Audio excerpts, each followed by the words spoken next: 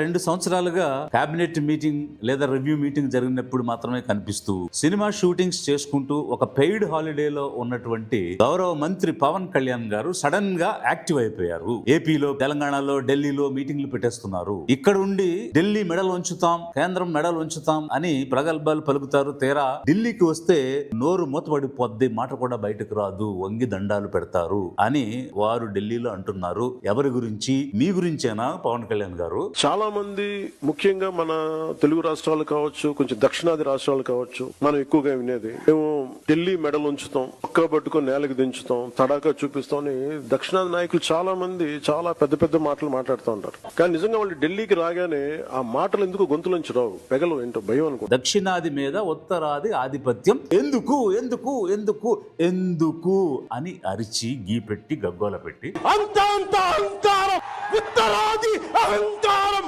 దక్షిణాది అంటే చిన్న చూపు. ఆ ఉత్తరాది అహంకారం మీద నా పోరాటం. ఇన్ని కోట్ల మంది దక్షిణ భారతీయులకి ఇది భారతదేశం కాదా? ఈ వివక్ష ఎందుకు ఎందుకు ఎందుకు ఎందుకు ఎందుకు ఎందుకు ఎందుకు? అక్కడికి వెళ్లి వంగి వంగి దండాలు పెడుతున్నది మీరే కదా. కనీసం విభజన హామీలు ఏమైంది, ప్రత్యేక హోదా ఏమైంది, స్టీల్ ప్లాంట్ ఏమైంది, దుగ్గరాజపట్నం పోర్ట్ ఏమైంది?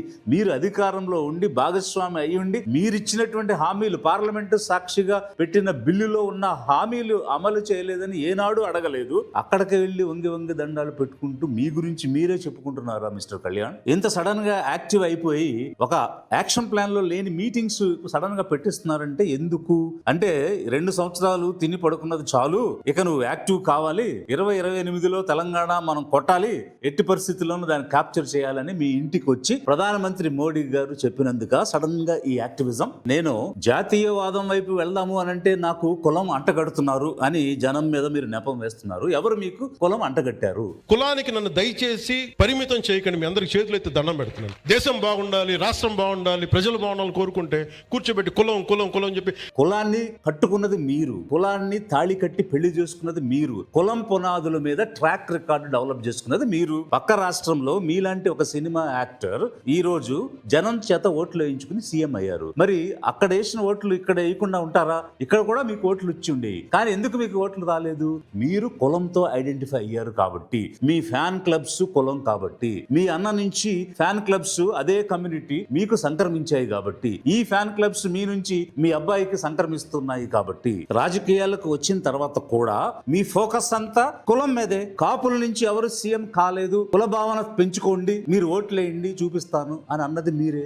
ఎవడు మా కులం నుంచి ముఖ్యమంత్రి అవ్వలేదు, మీరు ఓటేయండి అవి చూపిస్తాం. కనీసం ఆంధ్ర భావన ఎలాగో లేదు, కనీసం కుల భావన తెచ్చుకుని బాగు చేయండి రాష్ట్రాన్ని. కులం గురించి మాట్లాడింది మీరే, కులం జపం చేసేది మీరే.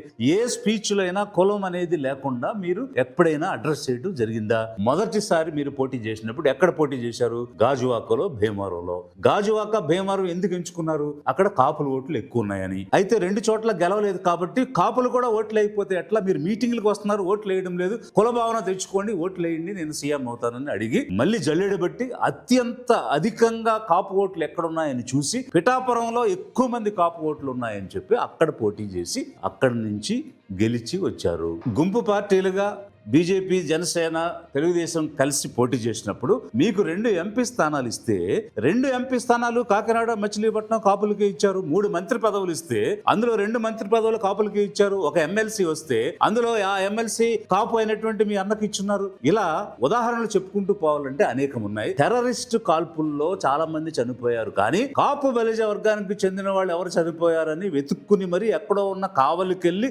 పరామర్శించి డబ్బు సాయం చేసి వచ్చారు. అదే పిఠాపురం నియోజకవర్గంలో ఎలక్ట్రికల్ షాక్ జరిగి యాక్సిడెంటల్ గా చనిపోతే వాళ్ళకి పరామర్శ లేదు, డబ్బు సాయం లేదు, కనీసం పలకరింపు కూడా లేదు. ఎందుకంటే అతను మీ కులం కాదు కాబట్టి. ఇలా చెప్పుకుంటూ వెళితే కుప్పలు తెప్పలుగా ఉన్నాయి. మీ ట్రాక్ రికార్డ్ కులం పునాదుల మీద ఏర్పాటు చేసుకున్నారు అని చెప్పడానికి అనేక రకాలైన విషయాలు ఉన్నాయి. అందుకనే ఈ రోజు విజయవాడ కృష్ణలంక పోలీస్ స్టేషన్ పరిధిలో సాయి అనేటువంటి వ్యక్తి మిస్ అయిపోయాడు.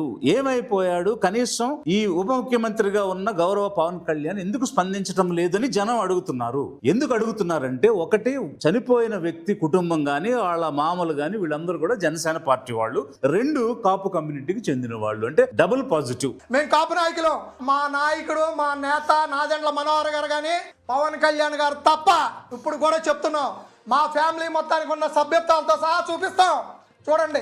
అయినా కూడా ఈయన స్పందించడం లేదేంటి అంటే, నిందితుల వైపు కొమ్ము కాస్తున్నారా అనేటువంటి అనుమానాలు వస్తున్నాయి. అందుకు స్పందించమని అడిగారు. మీరేమంటారు? ఒక క్రిమినల్ చనిపోతే నేను స్పందించాలా? క్రిమినల్ కి కాస్ట్ ఏంటి? మరి ఏ కాస్ట్ అని చెప్పి ఈ Vijayawada east constituency Janasena incharge, పేరు కరెక్ట్ గా నాకు తెలియదు, అనిశెట్టి వాసు ఏదో, అతను చనిపోయిన వ్యక్తి కాపే, చంపినవాడు కాపే, అందరం కాపులమే, మనం దీన్ని అడ్జస్ట్ చేసుకుందాం, ఒక 50 లక్షలు డీల్ చేసుకుందాం అని మాట్లాడారని ఆ కుటుంబం వాళ్ళు బయట చెప్తున్నారు. అమ్మిశెట్టి వాసు మా ఇంటికి వచ్చాడు, మా అన్నయ్య దగ్గరికి వచ్చాడు. అన్న జరిగింది ఏదో జరిగింది, పిల్లోడు వస్తాడో రాడో తెలియదు, సిఐ గారు మన కాపుకులం, సిఐ గారిని కాపాడుకుందాం అన్న, మనం ఏ పని అడుగుతా చేస్తాడన్నా, మనకి బాగా ఉపయోగపడతాడన్నా అన్నాడు. మరి మీరేమో క్రిమినల్ కాస్ట్ అని, క్రిమినల్ కి కులం ఉండదు సార్, మీరు విడదీసి మాట్లాడుతున్నారు. పిఠాపురం నుంచి హోమ్ మినిస్టర్ మిసెస్ అనితని, నీకు చేత కాకపోతే దిగిపో, నేను హోమ్ మినిస్టర్ శాఖ తీసుకుంటాను, నేను తీసుకుంటే వేరేలా ఉంటుంది అని మీరు అంటారు. నేను హోంశాఖ తీసుకున్నానంటే మనకు పరిస్థితులు చాలా చాలా వేరుగా ఉంటాయి. హోం మంత్రి సార్ మీరు బాధ్యత వహించండి. నేను హోంశాఖ తీసుకుంటే పరిస్థితులు వేరుగా ఉంటాయి, గుర్తుపెట్టుకోండి. భీమవరం డిఎస్పీ నేను చెప్పిన మాట వినడం లేదు, అతను మార్చేయండి, హోమ్ మినిస్టర్ మిసెస్ అనిత అంటారు. ఎక్కడన్నా ఏదైనా చిన్న తేడా వస్తే హోం శాఖ మీద మిసెస్ అనిత మీద పడిపోతారు. బట్ యాక్చువల్ గా సబ్జెక్ట్ ఆమెది కాదు కదా. లా అండ్ ఆర్డర్ అనేది 15 సంవత్సరాలు ఇతనే సీఎం గా ఉంటారని చెప్పారే, ఆ చంద్రబాబు గారిది కదా లా అండ్ ఆర్డర్. మీరు ఏదైనా లా అండ్ ఆర్డర్ లో క్వశ్చన్ చేయాలంటే చంద్రబాబు నాయుడు కదా క్వశ్చన్ చేయాలి. మాట్లాడితే అంటే మిసెస్ అనిత మీద పడుతున్నారు మీరు. మీ నుంచి జనం స్పందన దేనికి ఎక్స్పెక్ట్ చేశారంటే, పోలీస్ కస్టడీలోకి తీసుకున్నటువంటి ఒక వ్యక్తి ఏమైపోయాడో తెలియదు, చనిపోయాడో బ్రతుకున్నాడో తెలియదు, పోలీసులు అత్యంత విచక్షణ రహితంగా, కిరాతకంగా, అమానవీయంగా ఒక మనిషిని ఎలా చంపేస్తారు? చట్టం అనేది లేదా ఈ రాష్ట్రంలో? అసలు చట్టం ఉందా? పాలన సాగుతుందా?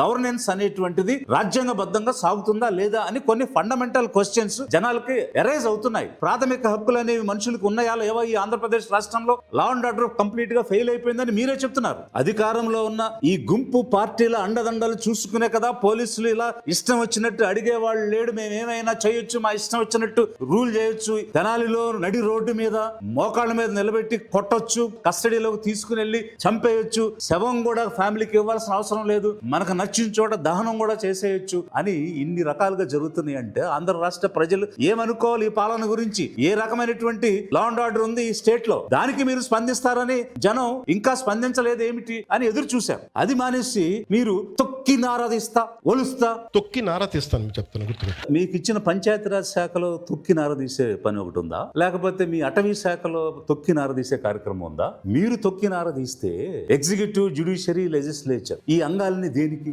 అధికారులు ఏం పని చేయాలి? న్యాయ వ్యవస్థ ఏం పని చేయాలి? అలాగే పాలనా అంగమైనటువంటి మీరేం పని చేయాలి?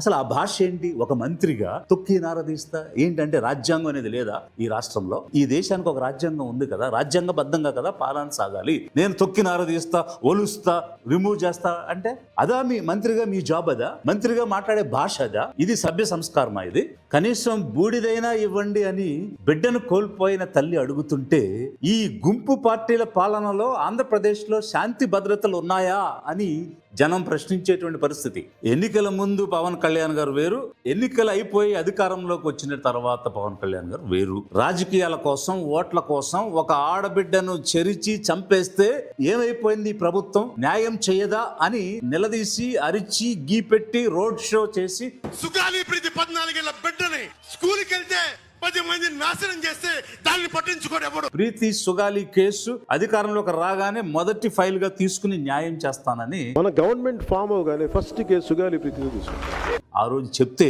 నిజమేనేమో ఇతను మాట్లాడిందంతా అని జనం అనుకున్నారు. కానీ ఇతను సినిమాల్లోనే నటిస్తాడని ఇన్నాళ్ళు అనుకున్న వాళ్ళకి ఒక కొత్త విషయం చెప్పాడు. ఏమిటనంటే, రియల్ లైఫ్ లో కూడా నేను నటిస్తాను, అందుకే ఆధారాలు లేవు, సాక్ష్యాధారాలు లేని దాన్ని నేను చేయాలి అని తిరిగి మళ్ళీ ప్రశ్నిస్తూ ఉన్నారు. కొన్నిసార్లు క్రైమ్ చేసి క్రిమినల్స్ అయ్యి కూడా మనం కొన్నిసార్లు వదిలేయాల్సి వస్తుంది, ఎందుకంటే సాక్ష్యాధారాలు లేక. ఉదాహరణకి సుగాలి ప్రీతి కేసు మళ్ళీ వచ్చి ఇప్పుడు నేను వచ్చి ఫస్ట్ కేసు అదే తీసుకుందామంటే సాక్ష్యాధారాలన్నీ లాస్ట్ గవర్నమెంట్ నుంచి చెడిపేశారు. పోయిన సాక్ష్యాధారాలను మనం తిరిగి తీసుకురాలి. 2017లో ఈ ప్రీతి సుగాలి ఇన్సిడెంట్ జరిగింది. 2 సంవత్సరాలు మీరే అధికారంలో ఉన్నారు, మీ ప్రభుత్వం, మీ గుంపు పార్టీ ఉంది. మళ్ళీ ఇప్పుడు కూడా మీరే అధికారంలో ఉన్నారు. పోలీస్ వ్యవస్థ లేదా? ఇన్వెస్టిగేటివ్ స్కిల్స్ లేవా? ఎస్ఐటీలు లేవా? ఒక మర్డర్ ని ఎలా జరిగింది, ఒక రేప్ ఎలా జరిగింది అని వెలికి తీసేటువంటి స్కిల్స్ ఉన్నటువంటి డిపార్ట్మెంట్ గాని, పోలీసు గాని, ఆఫీసర్లు గాని ఈ రాష్ట్రంలో లేరా? గొడ్డుపోయిందా అధికార వ్యవస్థ అంతా కూడా? చేతగాని మాటలు మాట్లాడుతున్నారు. మీకు చిత్తశుద్ధి లేదు కాబట్టి,